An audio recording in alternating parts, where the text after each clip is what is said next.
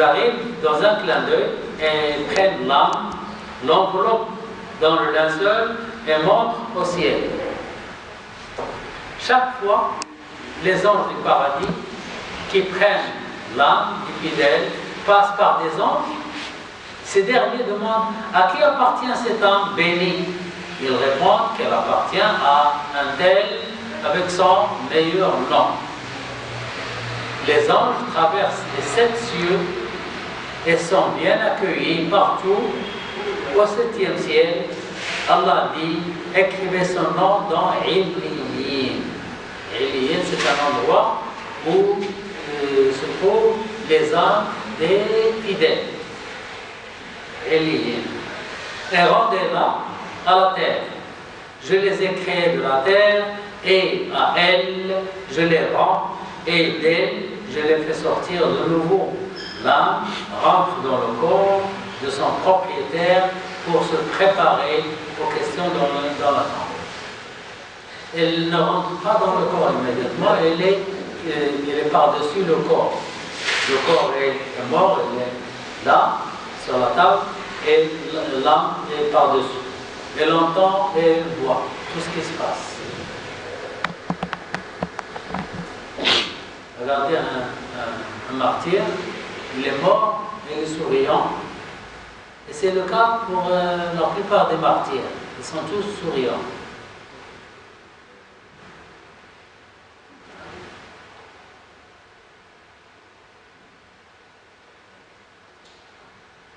Alors, la mort du mécréant. Quand le mécréant est en train de mourir, les anges de l'enfer descendent et restent à l'écart. L'ange de la mort, le chef, dit « Ô âme méchante et vicieuse, sors à la colère d'Allah. » L'âme, après avoir vu sa position en enfer, a peur.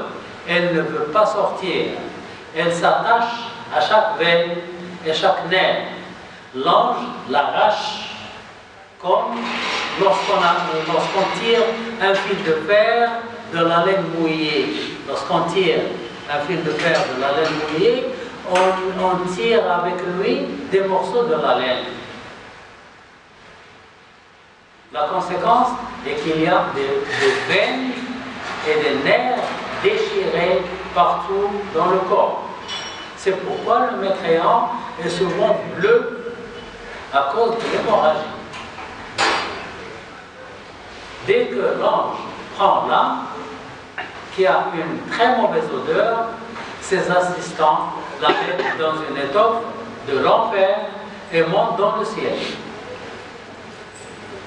Chaque fois que les anges de l'enfer passent à côté des autres anges, ces derniers demandent à qui appartient cette âme mauvaise. Ils répondent à un tel avec son mauvais nom. Les anges veulent entrer dans les cieux, mais aucun ciel ne s'ouvre. Allah dit aux anges, écrivez son nom à Sijjin. Rappelez-vous que les fidèles sont à Illiyin et les infidèles sont à Sijjin. Illiyin vient du mot Ali, en haut, et Sijjin vient du mot Sijn, prison. Illiyin, les plus hauts grades, et Sijjin, c'est Sijn. Les anges jettent l'âme en bas. Elle rentre dans le corps de son propriétaire pour qu'il se prépare aux questions dans la tombe.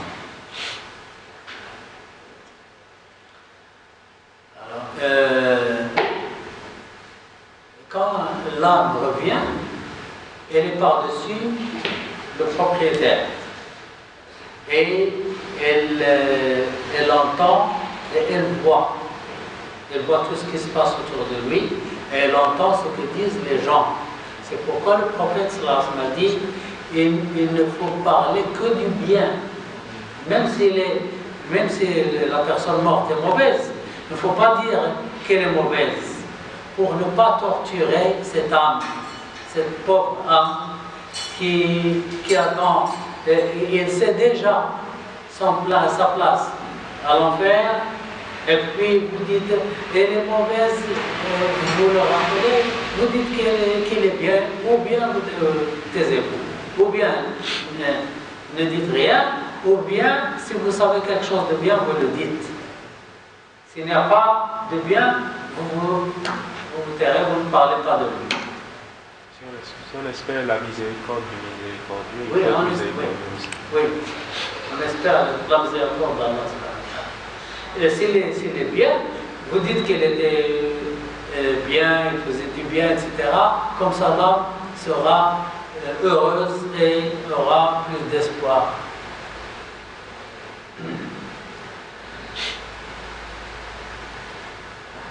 Les signes de bonheur, voilà les signes du bonheur. Quand la personne est morte, on voit des signes de bonheur. La prononciation du tashahhud, la sueur au front,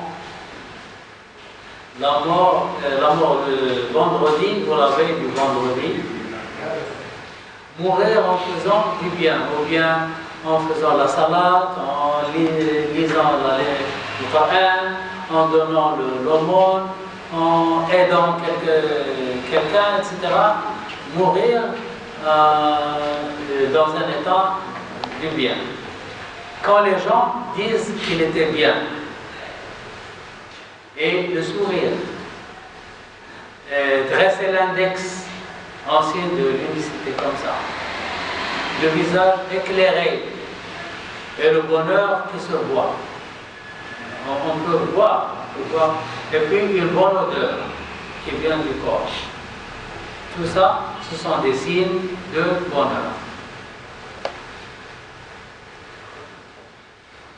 Les signes de malheur, mourir sur la mécréance, on ne croit pas à Allah ou on associe avec lui quelqu'un.